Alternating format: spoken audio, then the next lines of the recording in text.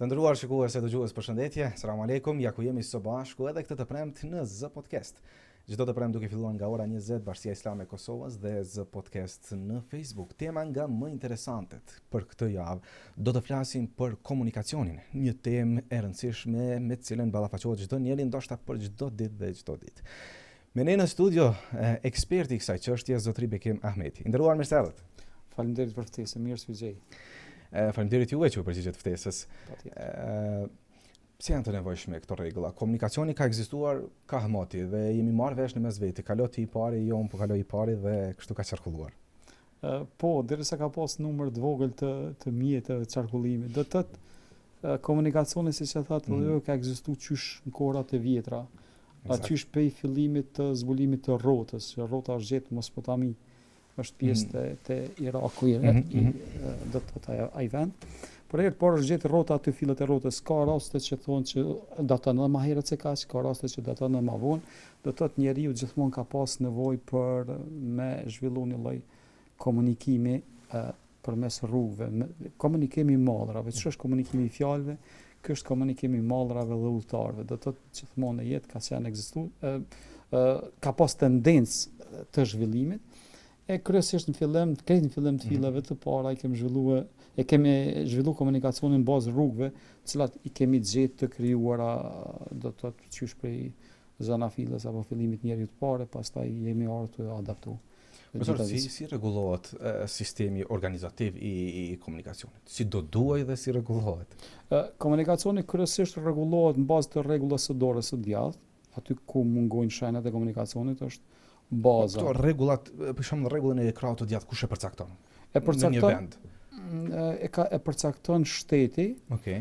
Arsyeja është që na lëvizëm në domon timoni jon ekziston në anën e majt, pastaj rregulla krahut të djathtë për arsye të dukshmërisë, shoh më mirë, kurse nuk e di në vende të tjera, Angli e këto vende të tjera, a është rregulla krahut të majt apo ekziston atje rregulla dorës së djathtë, sepse është pjesë që de facto për Evropën ose pjesën e Evropës së Ballkanit ku na jetojmë funksionon kësaj dhe Shtetet e Bashkuara të Amerikës, kurse është Anglia komplet, është një pjesë më e madhe e Japonia komplet, Zelanda e Re dhe Australia që lëvizën në anën tjetër. Do të thotë është rregulla dorës së djathtë, pastaj pasi që të shohim që rregulla dorës djathtë nuk kryen punën, atëherë dalëm dhe bëjmë numërim të automatëve dhe shohim se cilla deg ka më shumë automate. Edhe fillojmë të qesim shenjat e komunikacionit për dhënien përparësisë të kalimit që janë 3, që është stopi, trekanshme maje poshtë, yell që quhet ndryshe në gjuhën angleze, tash ndoshta edhe me këtë gjuhën internacionale, edhe rombi, ku rombi i merr përparësi, kurse trekanshme me maje poshtë, edhe stopi japin përparësi. Pra se do të ma kishë bo një pyetje që është shumë interesante në shoh për shikuesit. Çfarë dallimi ka stopi me trekanshme maje poshtë? Do të shoh përgjigj që të dyat dhanë përparësi kalimi. Atëherë pse po dashka me kon dy kur dhanë të dyat përparësi? Po se stopi vendoset në ato pozicione ku nuk vret rreziku pa u ndal. Dush mund dal patjetër se shkaku i dukshmërisë në komunikacion. Trekanshët e dukshmërisë nuk e vrem tjetrin, a kemi komunikacion ajo, ka pengesë fizike, shtëpi, objekt, pemë, kiosk, kështu me radhë. Kurse trekanshmi me maje poshtë prapë ka për kuptimin që jep përparësi, mirë po dukshmëria është e mjaftueshme edhe në rast rreziku ndalmi, por ndryshe mund me kaluar nëse s'ka automat. Pastaj vjen semaforat, sinjalet. Semafori për herë të parë është përdorur në Angli, nëse dikush me ditë pak për historikun e tij, është përdorur në Angli, do të thotë ato 3 ngjyra nuk e di që kanë një simbolik nuk më ka rastis me lexu. Edhe kjo kombinohet prapë me këto 3 shehje që përdorëm, që tham stopi, trekanshme maje poshtë edhe rombi i bardhë me mrena katrori i verdh. Po prapë shpalosë një detaj tjetër. Nëse më kishe pyet pse kanë këtë formë? Pse stopi s'bën me kon rrumullak? Bën me kon rrumullak. Tash e shohim bën. Ose pse për shembull stopi ose pse trekanshi me maje poshtë nuk bën me kon me maje lart. Sepse është simbolik në vetë, e ke vërejt? Ai është i bardhë me të koqërrethit, nuk ka ndonjë simbolik, ndonjë shaj tjetër që i përngjan atij, ose rombi pse nuk bën me koni 4 orë, sepse nuk mund mu lexu pe anës së pasme. Shaja lexohet për të dy anëve. Stopi i ka 8 kande, është një 8 këndsh, ku e shoh edhe ti edhe unë e dim që stop. Unë kur e shoh te ti atje, ti e sheh stopin mirë, unë e shoh mrapa, e di që stop. Edhe 3 këndshi me majë poshtë. Ka 3 këndsha shumë me majë lart që kish me mujt me lexu veç pe anës së përparme.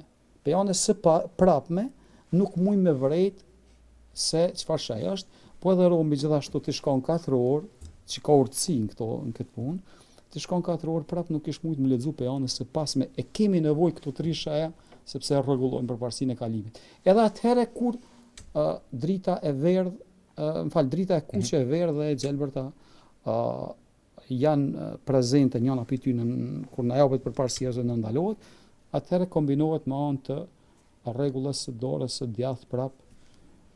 Stopi përles rregulla dorës djathtë. Profesor, ju ushtroni detyrën në shumë qytete të Kosovës, cilat janë ndoshta 3-4 problemet që ka nevojë imediate për të ndërmarrë, për të ndryshuar ato? Sidomos po flas për 2 qytete më të mëdha, që është Prishtina edhe Prizreni, që kanë mungesë të madhe të transportit publik.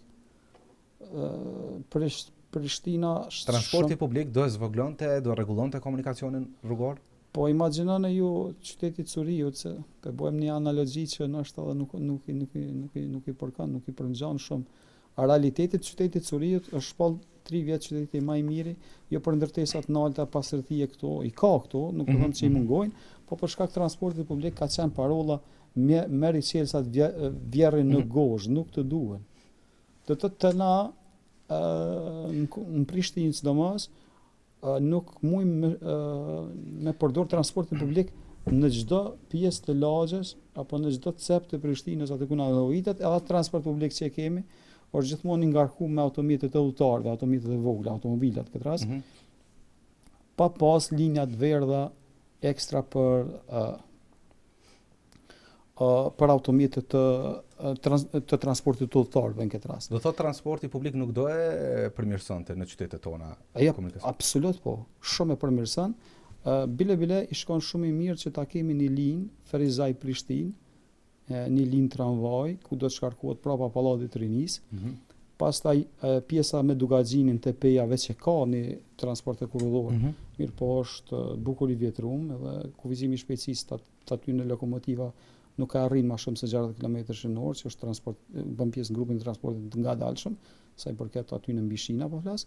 Edhe ajo pjesa e Hekurudhës, imagjinoni prej pas luftës nuk funksionon linja e kurrëdore Podijev-Prishtinë, është mbyll tuneli, është mbyll linja e kurrëdore në vend që të zhvillohet, edhe të tri këto lloje të transportit ta keni terminal prapa pallatit të Rinisë, edhe aty qytetarët të dalin në kamp. Qytetari zakonisht deri 1 kilometër e gjys nuk merr transport as të vetanak, as të transportin publik. Gjë e cila merr edhe kohë, përmendet analogjinë me Cyriun. E kemi ne komoditetin, marr parasysh faktin se jemi një popull i dal nga lufta. Thonë në zhargonin popullor kanë vakt ata. Kemi ne vakt për të marrë, për t'i dorëzuar qelsat në fillim të qytetit dhe për të marrë transportin publik. Jo, koha mas luftës është bukur një periudhë gjatë, 25 viteve që kemi kalu, gjatë që për 25 vite Japonia prej sistemit të samurajve me shpata ka kaluar në modernizëm, edhe është krahazu krahas shteteve më të zhvilluara që ka pas bota atkohë. Edhe tash edhe për neve tranzicioni nuk e di sa do të zgjatë. Unë mendoj që kem lëviz pe tranzicionit komunist në ato korruptiv, edhe këtë qëndron problematika që nuk po mund zhvillohemi. Unë mendoj kështu. Dash Zoti ta kam gabim, po unë kështu e kam mendimin tim personal. Në transporti publik nuk ka vullnet, nuk ka dëshirë. Ç'kjo mungon? Për arsye se neve na hyn 150.000 automjete mrena Prishtinës pe qyteteve të tjera. Që i bjen brenda një dite. Po absolut po. Po që i bjen dikush jeton në Prizren, po punon në Prishtinë. Do të thotë ai për 8 orë pune, më shumë se kaq 10, ai është banor i kujt? I Prishtinës apo? Domthonë 150.000 qytetar Nëse bëjmë një anketë, sa për tyne janë për punë, edhe sa për tyne janë për blerje, që e rrështojmë komunikacion, a rekreativ, turistik, do të thotë, a është i kohëpaskashëm, a është prezent çdo ditë me përjashtim të ditëve të vikendit që në diellë. Do të thotë që për çita i çdosh të bëhet kjo zgjidhje, që të lidhet Ferizaj, Fush Kosova o Bilici, Lipjani, pjesa e Podijeves edhe pjesa e Dukaxhinit me një terminal ku de facto i çdosh të ekzistoj prova vallat të rinis që kumbo thirrë dhe për shumë mediumin e ju të nderuar. Kështu që i çdosh kësaj të zgjidhet problematika në erë për gjithmonë që t'ja japëm përparësinë gjithmonë transportit publik në raport me ato vetëm. A është arsye mbi popullimin këtë rast ose mbi garkimin e njerëzve? A janë rrugët e Prishtinës të mjaftueshme edhe për numrin që përmendet qyteteve tjera që vinë me makina? Tollovia shkaktohet nga mbi njerëzit, mbi popullimi apo nga mos praktikimi i rregullave? Të dyja bashkë. Mirë po. Ka qytete tjera me qenë se keni shëtitur edhe në vende tjera, ku rrugët janë të njëjta ndoshta, por vetëdia është më e madhe dhe aplikimi i rregullave bën që të mos shkaktohet kolona trafik. Po pe marrëm Stambollin, 22 milion banor me një transport publik jashtëzakonisht mrekullueshëm. Asnjë gjithmonë Stambolli ka vujt derisa se ka rregulluar transporti publik. 22 milion ato ishin në një vend, edhe krejt me sistem tramvajve edhe të metrove funksionojke. Tash nëse marrëm për në Evropë me marrë një analozi të njëjtë nuk ekziston diçka e njëjtë, ekziston Tokyo. Një popullat shumë e madhe me një transport publik shumë të zhvilluar. Që nëse marrëm për sipërfaqe me Prishtinën bukur shumë i gjatë. Tash me marr përvojën e aty në njerëzve dhe këtyre njerëzve dhe nuk ka çështje pa zgjidhje, nuk ka problem pa zgjidhje. Po varet kush i çostet zgjidhjes. Kjo është telasha.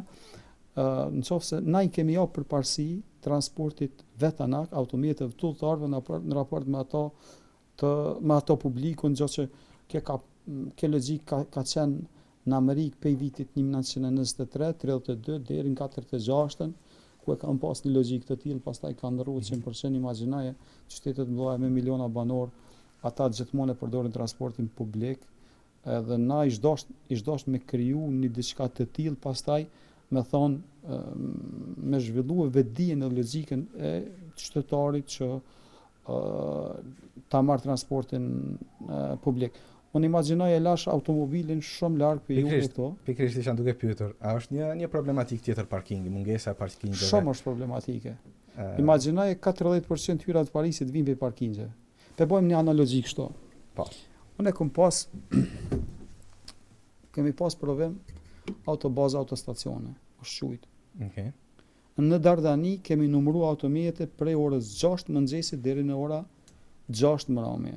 I kemi nxanë automjetet rezidente, përhershme aty. 29 herë na u ka ndru një vend parkim në Dardani. 29 herë ndrohet një vend parkim. Imagjinoje 29 herë, që për kalkulojmë një kalkulim falë, të lutem, 29 herë. I kena për shembull 17 vend parkingje, herë 17, herë 365 ditë i ka viti, 350 leja ose 340, hiç i do të shtu në dillë. 167.620 euro. Veç ka një vend. Imagjinoje këtu, nëse i kije 200 vend parkingje, 33 milion. A mundesh me marrë me mend që kam të folë? Mrena një viti. Pastaj ti ndërthon garazha, parking garazha, që janë shumë rëndësi. Na i llogaritshëm fakultetet kostën e kthimit parking garazha, që është shumë profitabile. Unë kam pas mendu që mbrapa pallatit të rinis, nalt jetë terminali, kurse poshtë jetë parking garazha, edhe te përballë ish rilindjes, aty është një përmendore Ismail Qemailit, nëse dikujt ai dikush e den ato, aty me hy 4 kat poshtë garazha, edhe gjithmonë të i pas për bazë Prishtina mi marr ato fare. Mirë po, ç'është tani çështje tjetër. Te parkingjet çmimin e japin gabim. Ne mësojmë çmimin kësaj. Çmimi me kon prej orës 8 mëngjesit deri për shembull në ora 16 atje me kon 1 euro në rregull, po pas kësaj jo më 1 euro. Me analizu që ky vend parkim duhet me qenë gjithë plot. Nëse që ky vend parkim me 1 euro s'po mbushet, çfarë do të më bëj? Me zbrit çmimin apo? E bim 70, s'po mbushet e kthejmë 50, po e shohim orën çfarë. Tani çështu në dillën nuk e bëjmë 1 orë, po e bëjmë 2-3. Edhe e bëjmë gjithmonë 50 cent ose 40 cent. Me mundu qytetarin me lidhë me parkingun. Ose edhe e njëjta logjik shkon edhe te biletat. Që ka Evropa për shembull, çështu në dillën, ai e ka me një bilet, i merr 4 antar familje me veti ose 2 shok. Ata tentojnë gjithmonë me përdor transportin publik. Sepse nëse analizojmë, për shembull, 80 deri në 100 po më qytetar, pasagjer, udhëtar, i nxen një autobus i verdhë në qytet. Ata rrinë kam, sepse nuk është transport ndërurban, është transport urban. Tash për shembull, del ti dhe i sheh në qytet. Shumica e qytetarëve e kanë një automobil, një person. Tash për shembull autobusi është 12 metra, një automobil ka 4-50. Çe pe lëm 5, për me llogarit pak më thjesht me s'po përdor kalkulatorin. Për shembull, 80 herë 5 sa po bën aty 400 metra. 8-5-40 apo? Po. 400 metra. Na inxhinierët e kemi pak më kollaj me llogarit këtë jeta na ka shumë matematik. Imagjinoj 400 metra në 12 metra mu bart njerëz të njëjtë. Ç'i ka transporti publik në raport me sipërfaqen? Po transporti publik nuk e ofron komoditetin ndoshta sikurse je vet. Po s'është komoditet sepse harxhohen nervat. Dalim edhe te kjo pjesë pak. Etika gjatë vozitjes, sa është e rëndësishme? Meqense ajo është një farë lloj energjie që mund të bartë ndoshta te tjetri. Madje është përdorur edhe si një instrument mac tek popujt se sa janë të lumtur. Njëri prej instrumenteve ishte analiza gjatë komunikacionit, të shohësh se sa janë të kënaqur gjatë komunikacionit. Kom folë shumë herë për këtë çështje, edhe shumë herë kam qenë edhe kritik, edhe më kanë kritikuar qytetarët kur kom folë. Edhe është e mirë kjo, ndash Zoti mos jetë çka po them unë, kam qenë me kon nënën e qytetarëve logjika, jo nënën teme personale. Unë mendoj që jemi populli mos mas Shqipërisë duhet me kon vetë kritik, ma i padurushëm. Okay. S'pa guxoj me thonë hala ma keq, po ma i padurushëm po them. Në aspektin e komunikacionit, pa gjithmonë atë fushën punën jo. Mendoj që një të paktën, gjithmonë atë jemi popull shumë i padurushëm, nuk durojmë na. Po kjo padurueshmëri ka ardhur si rezultat i mungesës së kushteve, që thash prapë punis në përkthejnë atë transporti publik atje. Nuk kur njerëzit presin gjatë, na kena mësu kjo është në pikë rregull në komunikacion, kur njerëzit presin gjatë në semafora, ata fillojnë me humb logjikën, esencit në ngjyrave të semaforit. Kur dush e merr kamerën, edhe unë ta dëshmoj në rrugën Lidhja Prizrenit, Fehmi Agani, edhe UÇK, edhe rruga Tirana, këtë që na dëgjojnë, e din ku është, shkallë të Dragodanit i kemi përballë. Ai udhkryq aty, në fluksin më të madh, në pikun më të madh të automjeteve, ai e hub kuptimin e çanit udhkryq me semafor. Qytetarët nuk e përfillen më, sepse krijohen radhë të gjatë kolonave nga të gjitha anë, edhe e hub kuptimin. Qofse kishe ma bë pyetjen, po ti çka kishe bë zgjidhje? Janë më të preferueshme rreth rrotullimet apo semaforët për ajo rreth rrotullimet veç unë mendoj që kanë rrosh shkaktor rreth rrotullimet ne kanë ngrit logjikën e mos pritur. Po atëherë semaforat jo. Jo semaforat e po tash çtu është çështja Cila është zgjidhja? Çdo çështje që inxhinier do të më dhon atë, do të më pas atë sensin, atë logjikën, atë mundësinë që me kriju këto. Me kriju rrugë nikaje aty me orë caktuar. Në rast se kjo nuk bën, duhet me zhvendos institucionet për i qendrë. Kanë, po ministrit. Mos milon ministrit më në qendër. Këtë bota... Dhe kjo është duke praktikuar në kryeqytet, janë duke zhvendosur objektet. Unë nuk e di që. Të paktën s'kom dëgjuar. Okay. Na shta ti ki informat më shumë, dash zoti tjetër ashtu shpëthute. Unë të paktën nuk e di, mirë po du me di, po du me pe asona çka e ke mësu. Këtë bota prej qendrës ikën në periferi. Pastaj kthehet mundet me banun qendër. Te na e kundërta.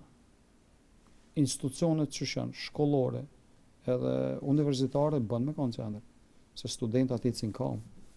Po jo me konë institucionet tjera sepse ngulfatin komunikacion. Mirë po, bendo që pas zgjidhje të transportit publik kur qyteti nuk zgjidhet. Nuk ka zgjidhje qyteti. Prap kena pasit logjik. Unë ju thojsha që kur e bënën ligjin e ri, e krijuan ligjin e ri, këta më thoshin që me ligjin e ri kanë mos zgjidh problemet në komunikacion. Jo. Ligji i ri është sikuna një dhomë kur e kena me mobile, edhe e ndrojmë treshin e qesëm anej, dyshin kënej, e ndrojmë pak komodën e televizorit anej kënej, domethënë kena mobile të njëjta ana me një dhomë. Jo, na po dojmë me bë risi diçka. Çka me bë risi? Me bë tramvajin mes e përmes qytetit Prishtinës, të mundësisht të lidhë zonat periferike me transport publik. Cilat janë raportet tuaja me policinë? Ka po mendoj në rrafshin profesional. Absolutisht, e qartë, aty kesh të menduar dhona. Pak keq kuptim kështu. Po asnjëherë nuk ka koordinim. Jo. Asnjëherë policia, po përderisa policia mund ta konfiskojë lejen për mos praktikim të aplikimeve të rregullave që ju i vendosni, atëherë si vihet te jo koordinimi. Shoqja policia e Republikës Kosovës mrena për mrena vetvetes ka inxhinierat fushës. Pastaj lloj këshilltari? Nuk e di që është funksionon, mirë po ata e kanë zyret koordinuesa ndërlidhësa se është një staf civil edhe është me uniform që ata konsultohen tash sa janë të përgatitur, nuk e di, unë pjesë ty ne kam edhe koleg, i kam pas koleg fakultetit, tash sa janë zhvilluar në komunikacion nuk e di. Për kjo punë nuk mjafton vetëm me kryen një fakultet dhe pastaj me mbet me çat vjetrën, nëse nuk bën përditësim o problem. Mirë, po asnjëherë nuk i kum pa me një plan profesional të paktën. Unë si kum pa ashtu, nashta dhe du me kon kritik ndaj tyne, nuk e di dikush mund të më paragjiko kësaj, po jo nuk është e tendencë, kam qef mi pa më të mirë të mund shumë vend. Janë më të pa korruptumit në vend, për parësitë që i kanë. Janë më të pa korruptumit si polici në rajon, mirë po për mendimin tim janë më jo profesional të mund shumë në rajon. Unë kështu i shoh. Do të thotë nal policit, mal ligjërata jete, ose në mënyrë shumë selektive, punojnë gjithmonë terren, gjatë që për këta është pa logjikshme se pa kuptueshme kjo kështu. S'di pse ndodh kjo. Policia e lu një rol shumë të rëndësishëm në jetën e qytetarit, sidomos në aspektin e vetëdijsimit. Dil në Evropë shesh çfarë policia është. Është një polici e cila kur të ndal, është serioze, nuk i qet logjikën e ndaljes, nuk e kthen në logjikë private me qytetarin, mirë po është i sinqert, serioz edhe profesional.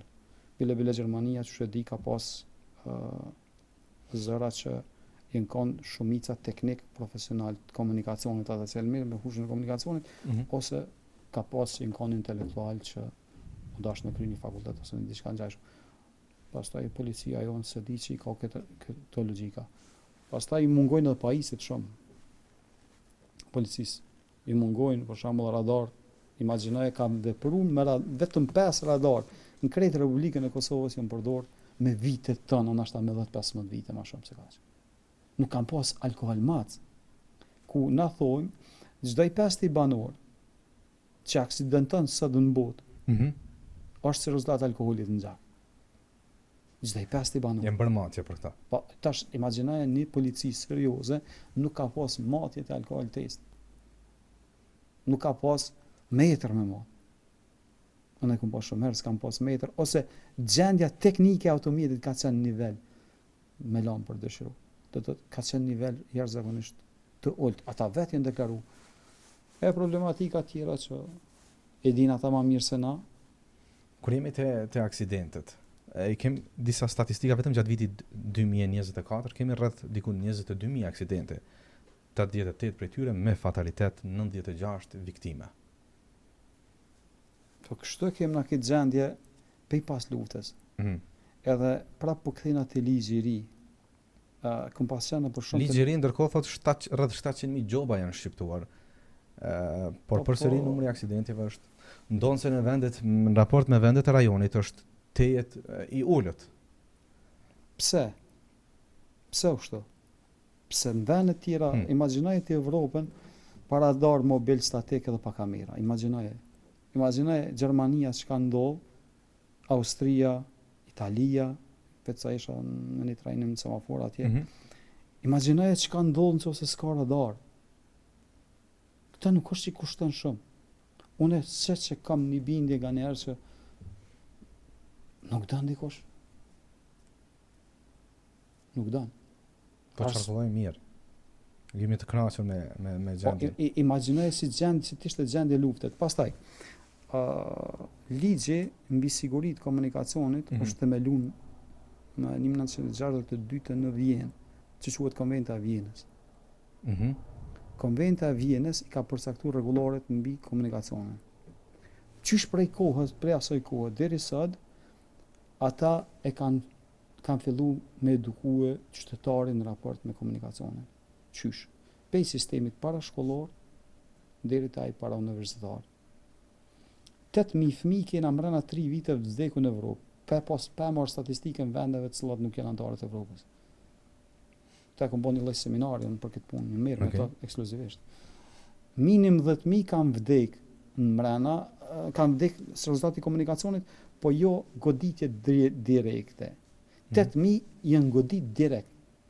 Sepse personi deri në moshën 12 vjeçare nuk ka drejt dalë në komunikacion pa pasni për cels moshën 14-16 vjet. Kjo vlen edhe për vendin tonë. Absolut, po, na jemi brenda Konventit të Vjenës, se sa herë kemi mungesë ligjit të referohemi Konventit të Vjenës, nuk ka ndryshe, edhe pse nuk jemi anëtarë e Konventit të Vjenës, me drejta të plota për arsye 5 venave që nuk e njohin pavarësinë e Kosovës.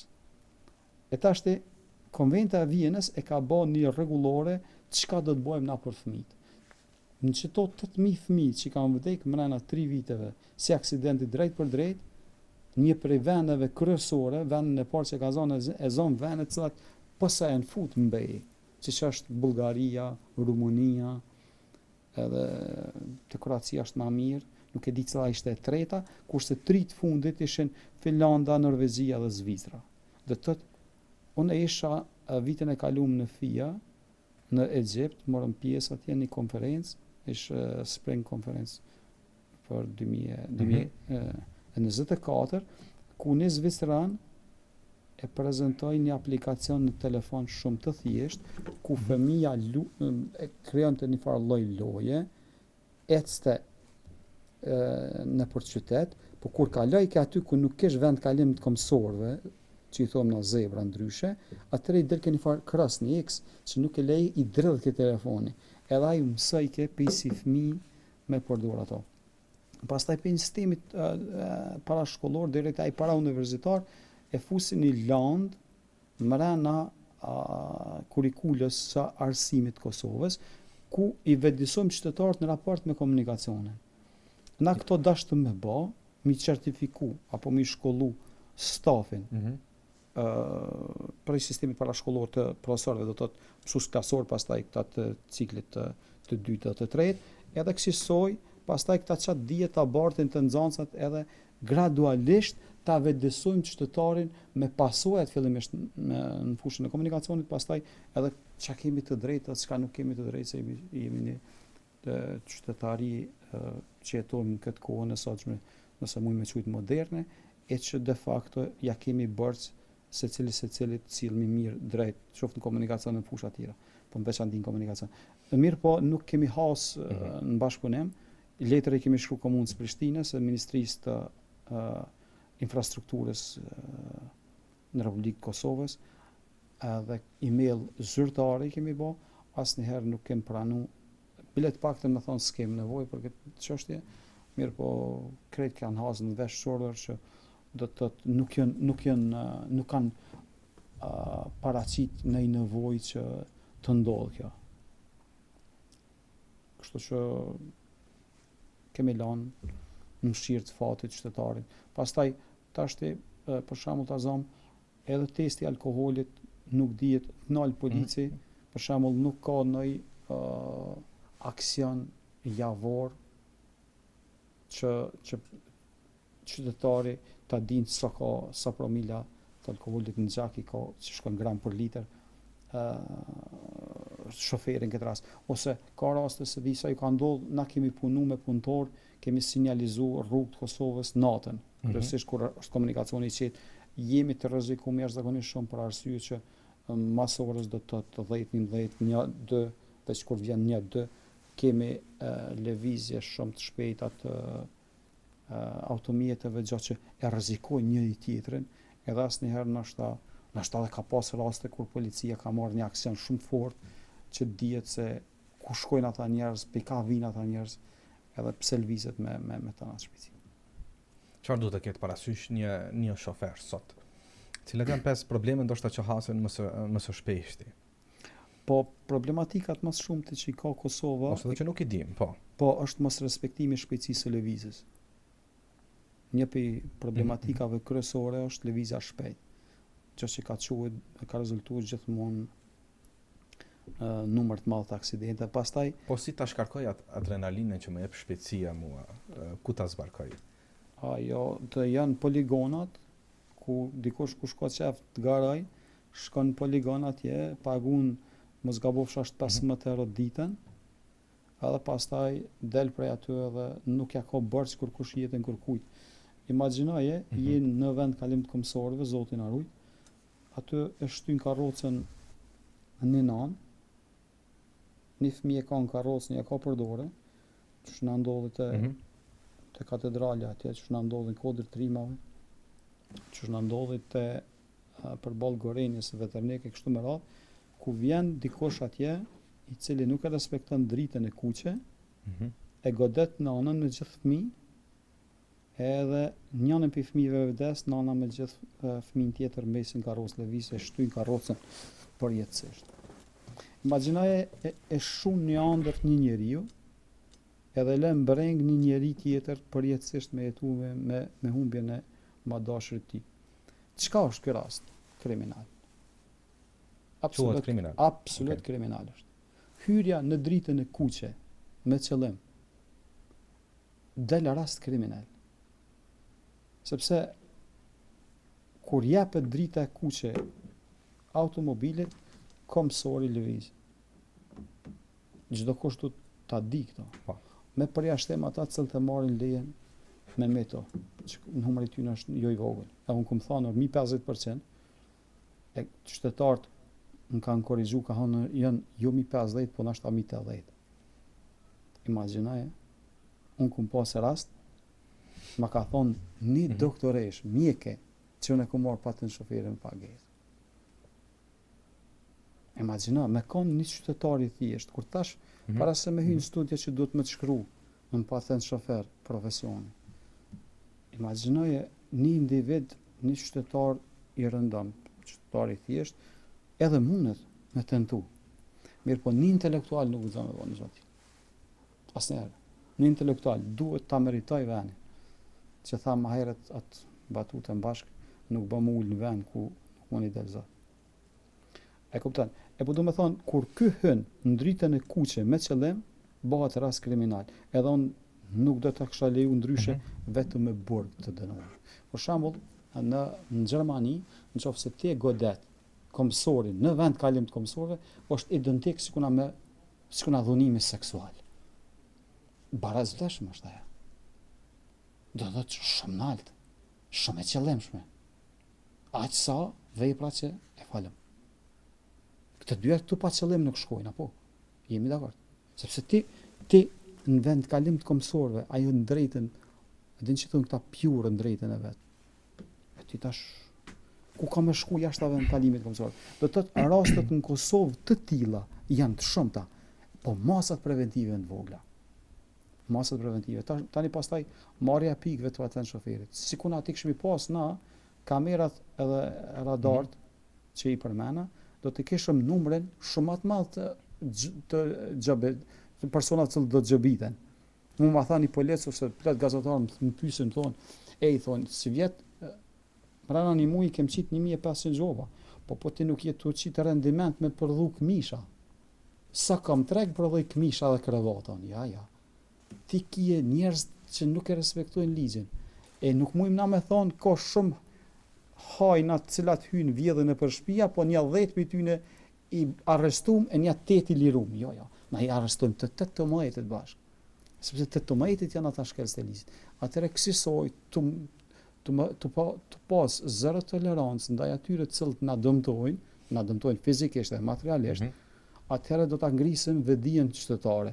Sepse imagjinoje deri në 30.000, 40.000 euro kushton një aksident me të vdekun, 13.000 më tepër një aksident me dëmtime materiale. Për shembull, nëse dy persona kanë godit njëri tjetrin, vjen kompania e sigurimit, e vlerëson vetveten, që është konflikt interesi, apo? Edhe del, po ty nuk ta është vlerësimin e automatit ta paguën, që paguhet në krejt Evropën. Për shembull, ç'ky është Audi, ç'kjo BMW. Po të dyat janë zhvlerësuar. Se janë hinë regjistër që kanë aksident. Kur dësh me shit të automatin sa është shumë nër pare. Pastaj edhe një gjallë që mos të harrojmë, personat që dalin pa patën shofer, në ndikim të alkoolit, edhe pa regjistrim, edhe godasin dikon, edhe ai mundet me met në karros lëvizje ose kamën nuk e ka në rregull ose boshtin kurrizor ose ka aftësi psikofizike që i dëmtohet të truri kështu me radhë, duhet ja paguaj ton jetën një pension. Gjashtë që kompanitë e sigurimit e din mirë, e shumë pak për qytetarëve e din. Në këtë rast përgjithsisht për fund, kush duhet të jetë me kujdes maksimal, shoferi apo këmbësori? Na gjithmonë jemi këmbësor, shumë pyetje mirë, po m'pëlqen shumë. Na gjithmonë jemi këmbësor. 75% automateve janë në qetësi, vetëm 25 janë në lëvizje, besoj që pajtohesh me këto. Këto e logjika. Edhe tashti, çdo person është këmbësor. Këmbësori është më i pambrojtshëm më shumë. Këmbësori mund me kanë idehun, këmbësori mund me pas probleme psikofizike, këmbësori mund me kanë i verbër, i short apo i padijshëm. Na jemi ata të cilët me kabinën, me automatin ton, nuk kemi të drejtë ta godasim ata o ta lëndojmë asnjëherë. Vetëm kur, për shembull, ai del në mënyrë drejt për drejt, në formë rapide, edhe na e godasim ata në mungesë që si i shtype frenat, si nuk i shtype, është e pamundshme mos me godit. Sepse na llogaritshëm për shembull për 40 km/h, mbrana 3 sekondave, 11 metra shkon automati pa undal. Tërësisht trupi lirë. Pse? Një sekond derisa të shohim, një sekond derisa të shtypum kamën, derisa të shtypum pedalën pal, edhe një sekond derisa nofllat fillojnë me frenu, bëhen 3 sekonda. Qëta 3 sekonda nuk varen pe automatit, ky mund me kon 2025. Mirë po, na jemi ata, sepse jemi qenje njerëzore, nuk jemi absolute. Do të thotë nuk ka kur gjë absolute, derisa veç de facto kalojnë sta 3 sekonda. Tani pastaj imagjinoje nëse godasëm komsorin me 60 km/h, pa frenu fare është si me këcype i katit 4 një ndërtesën të. Kjo shpejtësia hudhës që mësojmë, e tani vim te kati 3 i dytë. Po do të thonë mi 25 km/h, nëse godasëm komsorin, gjasat janë për me mbyt ato. Nër 25 pështon. Po dikush thot, unë kam godita me 40 e ka pështu, ajo është me lujt bingo. Bingo nuk luhet me jetën e qytetarëve mirë, po qytetaria edhe komunikacioni ka rregullat e veta. Prof, faleminderit që na i dha gjithë këto informacione të mëse të dobishme për ne. Faleminderit që ishe në studio. Faleminderit shumë, është kënaqësi çdo herë sa të keni nevojë. Për kënaqësia jam me fol për komunikacion, ndor Zotit që të paktën ata që na kanë dëgjuar, diçka kanë kuptuar. Inshallah edhe na e kemi qellu. Faleminderit shumë. Mendoj qofsh. Urojmë dashur miq këto mesazhe nga Prof Bekim Ahmeti të jenë në veshin e duhur. Ishte ky emisioni i sotëm Z Podcast dhe ne me kaq e përmbyllim deri në takimin e radhës. Mirëmbëjtje, natën e mirë.